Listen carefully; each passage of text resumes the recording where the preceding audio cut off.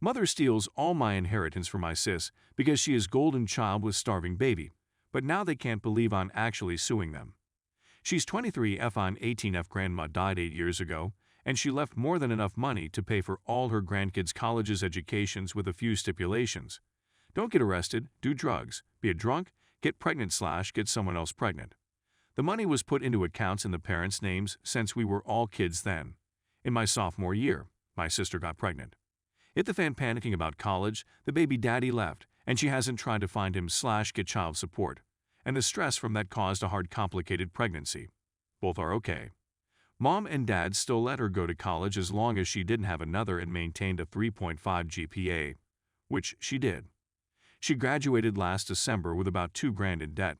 I figured her money must have been used to help raise her kid and pay for her pregnancy the past 2.5 years, so she had to get a bit of a loan, which seemed understandable.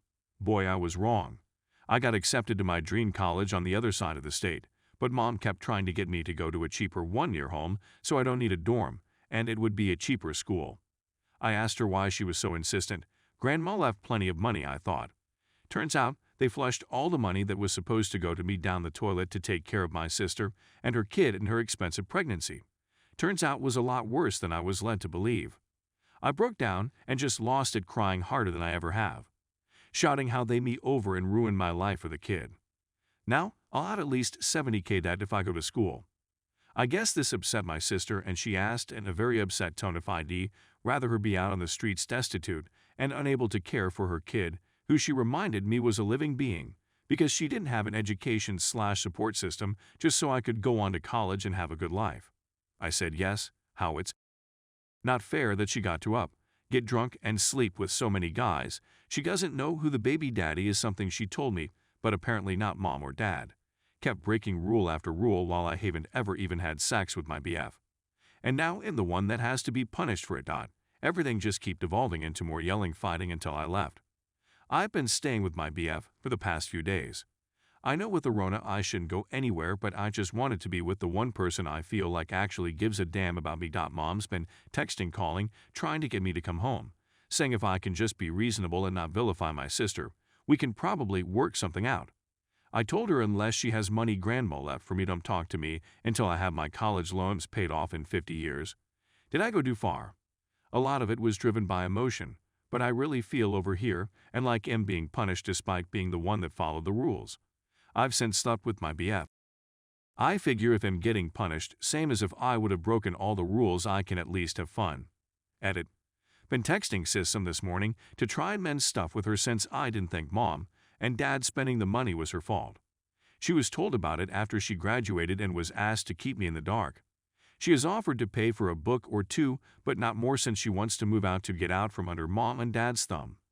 Probably to party again since she doesn't hide how much she misses it. Edit 2. There was a bit left after sis got done at college and was told about it all. They decided to use it to get her a car so she'd be able to get to work. And she went along with it. Now I'm at all three again. Edit 3. Emailed my copy of the will to the lawer. He says due to how it was set up he can't be certain right now we have a case, but there's a good shot. Edit 4.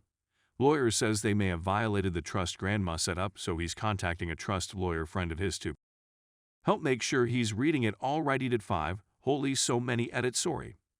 Auntie got back to me. She's mad at my parents. When she called to see what was going on, all they did was, her words, try to justify it. Turns out dad and mom offered to pay for an abortion, and sis did one understandable. I wouldn't either, but still don't always get what we want. And sis thought going on government assistance was trashy and refused. So mom and dad felt like this was the only way to keep her safe. She says they still aren't sorry, and mom said she'd do it again if she had to do it all over. And of course, as you might imagine, they're mad at me for telling people. But since it's just making others mad at the mem, just laughing at this point. Story 2. Am I, 24F, a bad person for having a crush on someone at work? I'm in a loving relationship of 3 years. I know it will be temporary. I'm not staying at this job long, but I can't stand the guilt. It's never happened before. I really didn't think it was possible for me to look at other men. I love my boyfriend with all my heart. I'm trying to think if there's something I need to work on within myself, my relationship. I know I have self-esteem issues and codependency. Would fixing those help me stop welcoming outsiders' attention? Does anyone have books they could recommend for these issues? There's absolutely nothing wrong with my BF. He's my best friend, and I'm very attracted to him. Is it normal to get crushes in a relationship? I hate it, and I'm starting to feel like I've betrayed him just having these thoughts. The person at work is an average person. He is just nice to me, has a sweet personality. Lately, I've been putting a lot of effort into making my boyfriend feel loved, and he seems happy, and it makes me happy, and it just solidifies for me that he's all I want. I would never do anything to hurt him. Any tips on how to stop being attracted to the random person at work? And how to prevent this from happening again? I don't want this happening at my next job or at all. I just want to go back to only seeing my boyfriend. I want my BF to feel secure and never have to worry about this type of thing. TLDR, I feel very guilty for finding someone at work attractive, although I'm not acting on it. I love my boyfriend with all my heart, so I don't understand what's wrong with me. Story 3. Should I, 23M, bother to continue pursuing a romantic relationship with my friend, 27F?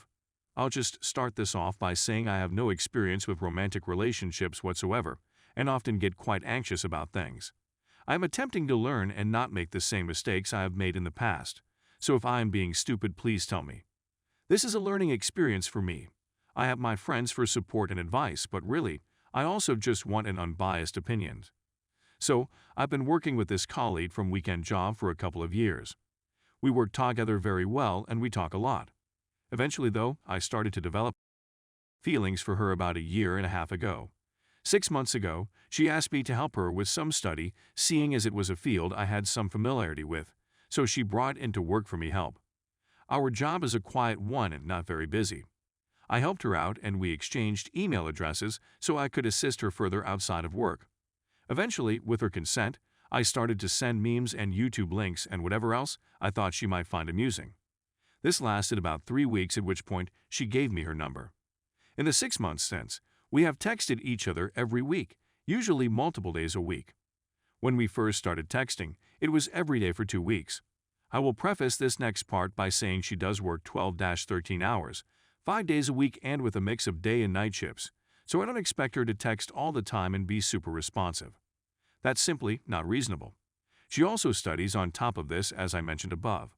As I said above, feel free to tell me if I, being unreasonable or downright stupid. I am here to learn after all. My worries first began here. She often wouldn't initiate conversations, and it would be left to me to do so. She has done so occasionally, but not very often. If I do initiate, she usually replies. However, the time she takes to reply, as I said above, I don't expect rapid responses, and I don't mind waiting several hours. Varies. Sometimes up to days, and you would be lucky to get more than a few sentences out of her for a whole week. Other times, she will reply straight away and have conversations that last for hours, where the longest I have to wait for a reply is a minute or two, and puts all my other friends to shame in terms of reply time. However, if I send her a meme or something, she often will just leave it on read, which makes me doubt what I am sending. In fairness, she did this with the emails too. I had sent her a YouTube video to which I got no reply, so I didn't send anything again for 2 weeks thinking she didn't like what I was sending. When I saw her again at the end of the 2 weeks, the first thing she said to me was how hilarious they were. As for our conversation in person, they are great. The hours go by in what feels like minutes, to me anyway, and we have a lot in common. I went to visit her at the weekend job on my weekend off, and I had her attention for an hour and a half before I decided I had to leave. She shared her music tastes with me as well as her dark sesame of humor. She tells me that she has a tendency to keep these under wraps as they thinks they aren't socially acceptable. Sometimes I've had to encourage her to share these sorts of things with me as she isn't initially comfortable because doesn't want me to think badly of her or to scare me off. Now that we have started texting, she now has a tendency to mention most times when I see her that she has often wanted to text me during her night shifts, but doesn't because I'm not awake, or that she wanted to text me something but thought I might take offense to it or something along those lines. Almost every time I see her, she mentions this. A few months ago, I told her I was doing a 24-hour charity walk in a mountain range in the middle of nowhere. The first thing she asked me was if I got reception out there. When I said I did, she told me that she would be on night shift and that she wanted me to text her throughout the night, which I did. I've also mentioned on another occasion that I would be up late and available to text if she wanted to on one of her night shifts. Sure enough, She messages me at midnight. And before you tell me to ask her out, I have. 3 times, in fact. The first time she did say yes, but hadn't had her ships confirmed, so she didn't know when she could. The second time was much the same as the first, but this time she said she would be free the following week.